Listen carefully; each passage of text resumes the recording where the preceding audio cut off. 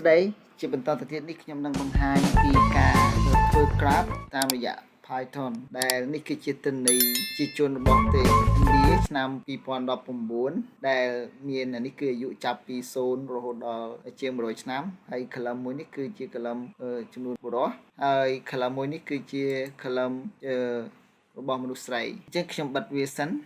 ណានេះគឺជាទិន្នន័យឈ្មោះរបស់ទិន្នន័យដែលយើងនឹងទាញចូលទៅក្នុង Python ជាដំបូងយើងខ្ញុំត្រូវបង្កើត script ថ្មីហើយការសល់ graph pyramid នេះគឺយើងត្រូវ install package ចំនួន2គឺ package panda package ហើយនិង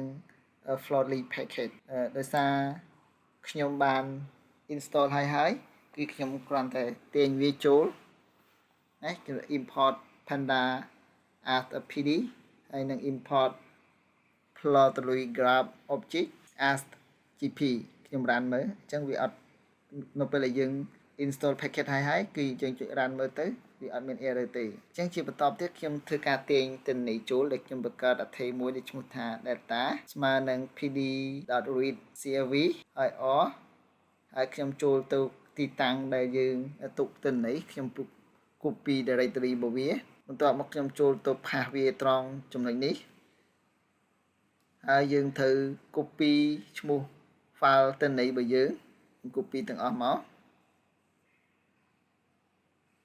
ហើយយើងយកទៅផាសនៅកន្ទុយខាងក្រោមនេះនេះគឺជាឈ្មោះទិន្នន័យបន្ទាប់មកយើង run វាវាអត់មាន error ទេហើយយើង show វា display វាសាកមើលតើទិន្នន័យហ្នឹងវាយ៉ាងម៉េចដែរ show វាយើងប្រើ display data ហើយយើងមើលនេះគឺជាទិន្នន័យដូចអ្វីដែលខ្ញុំបានបង្ហាញនៅក្នុង Excel ល្មិញមិញជាបន្តទៅទៀតយើងបង្កើតអត្ថេយមួយដែលឈ្មោះថា xx ដែលយើងទាញចេញពីទិន្នន័យ data ខាងលើអំបញ្ញមិញហើយនេះគឺ x យើងទាញចេញពី data ដែលយើងប្រើគ្នាបហើយយើងដាក់ x បន្ទាប់មកយើងបង្កើតអូខេខ្ញុំបដូរកន្លែងនេះមួយទៅជា underscore បន្ទាប់មកយើងបង្កើតអត្ថេយ x មួយទៀតដែលឈ្មោះថា xm មានន័យថា mile ហើយយើងយកតែ column xl ពី data ដែលយើងបានបង្កើតមិញនេះ m នៅត្រង់ចំណុចនេះហើយយើងដាក់វានៅត្រង់កន្លែងនេះនិងយើងបង្កើតអត្ថេយមួយទៀតដែលឈ្មោះថា xf នេះគឺជា column របស់មនុស្សស្រីជាស្ត្រីនៅត្រង់ចំណុចនេះយើងដាក់វាជាស្ត្រីបន្ទាប់មកយើងគុណវាទៅនឹងដក1ដើម្បីឲ្យទិន្នន័យនេះវានៅម្ខាងម្នាក់ជាមួយនឹងបុរសខ្ញុំរានវាសាកមើលអញ្ចឹងវាអត់ទាន់មាន error ទេជាបន្តទៅទៀតនេះយើងត្រូវបង្កើត table ណាដែលយើងប្រើ function យើងបង្កើត table មួយគឺ table មួយទៀតគឺ find ហើយដោយប្រើ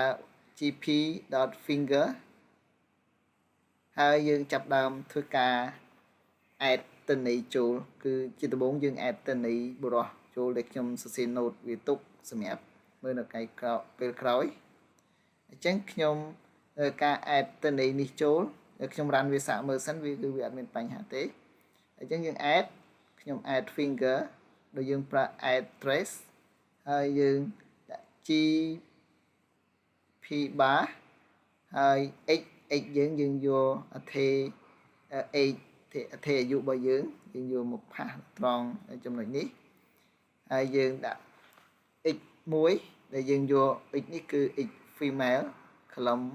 របស់x male យក x male យើងយកមកផាសនៅត្រង់ចំណុចនេះ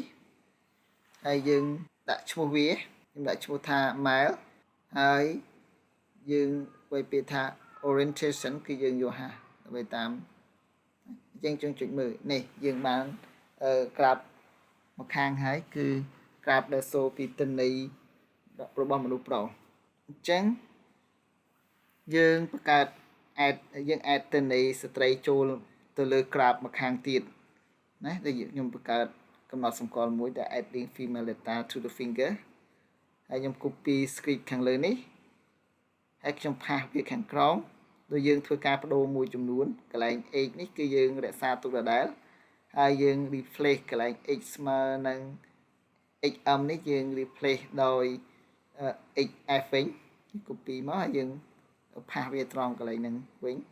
ខ្ញុំខ្ជិលໄວខ្ញុំ copy តែម្ដងហើយកន្លែង name នេះយើង female male នេះយើងបដូរដាក់ female វិញហើយយើងរក្សាទុកដែរណាយើងអត់មានយើងដូរប៉ុណ្ណឹងយើងចុច run នេះគឺយើងបានក្រាបហើយគឺទិន្នន័យបុរសមុំហៀងគឺខាងស្ត្រីមុំហៀងប៉ុន្តែវាអត់ទាន់មានលក្ខណៈស្អាតទេហើយក៏យើងមានវាអត់ទាន់ស្អាតទេយើងឃើញណាហើយយើងឃើញមាន legend នៅកន្លែងនេះហើយដែរប៉ុន្តែយើង update វាឡើងវិញយើង update ដើម្បីឲ្យវាមើលទៅមានលក្ខណៈស្អាតខ្ញុំបង្កើតកំណត់សម្គាល់មួយដែលថា update the layer for our finger បន្ទាប់មកយើង update វាដោយប្រើពាក្យ finger update layer ហើយយើងដាក់ title យើង add ទៅលើចំណងជើងរបស់វាដែលថា population pyramid Aus India 2019 បន្ទាប់មកទៀតយើងធ្វើ title font ណាទំហំអក្សរ font របស់វាយើងប្រើ function នេះដាក់យកទំហំអក្សរ22ហើយយើងយក barcode bar mode របស់វា relative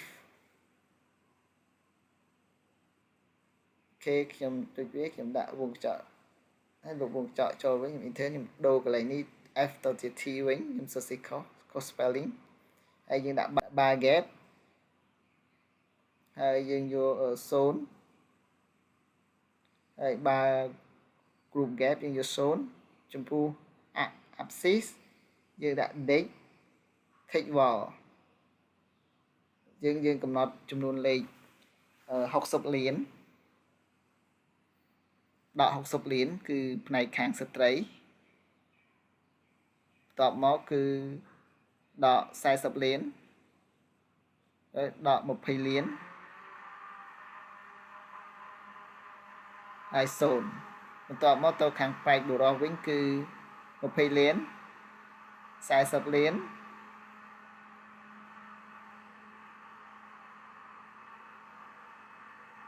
ហើយ60លាន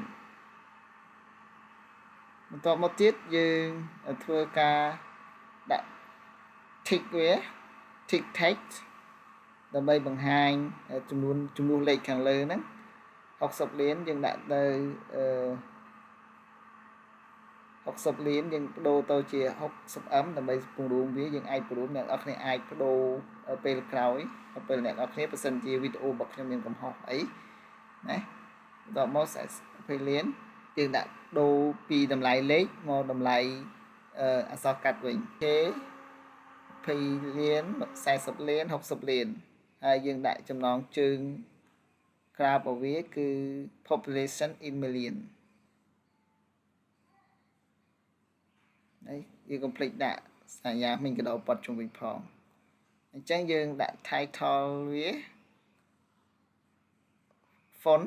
ទំហំអក្សរទៅលើ title គឺយើងយក14ហើយយើងបិទវងកញ្ចក់វិញបន្ទាប់មកយើងសូទៅលើក្រាបតើក្រាបដែលយើង update ហ្នឹងមានលក្ខណៈអ្វីយើងចុច run អញ្ចឹងយើងឃើញនេះគឺក្រាបរបស់យើងគឺមានលក្ខណៈល្អជាងមុនប៉ុន្តែយើងឃើញតាក់ទង40លានឬក៏អីនេះគឺយើងមានបញ្ហា error អញ្ចឹងយើងត្រូវទៅ check វាឡើងវិញនៅបែកខាងលើនេះ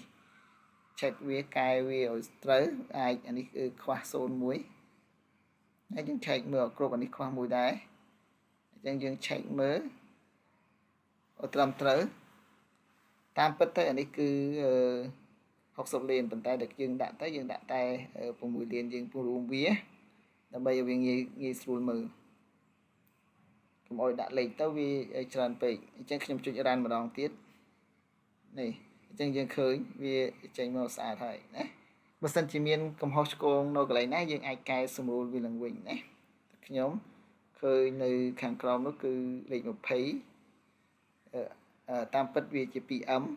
ណាអ្នកនរគ្នាអាចបដូរបាននៅពេលអ្នកនរគ្នាធ្វើអញ្ចឹងខ្ញុំអត់បដូរ ទៀតទេ